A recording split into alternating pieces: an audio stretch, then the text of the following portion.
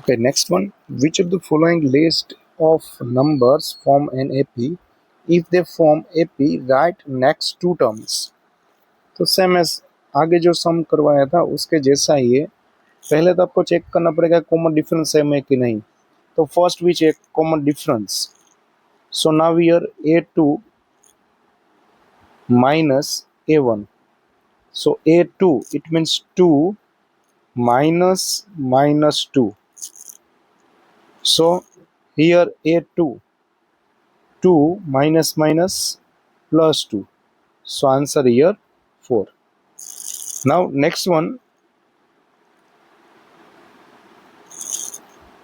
Next आपको check करना है A3 minus A2.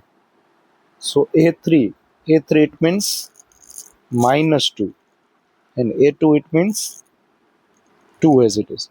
Minus minus plus. So 2 plus 2 4 but sign क्या है -4. अब यहाँ पे आप लोग देखोगे तो कि A2 minus A1 not equals to A3 minus A2.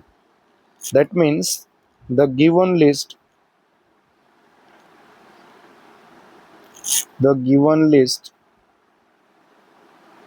of numbers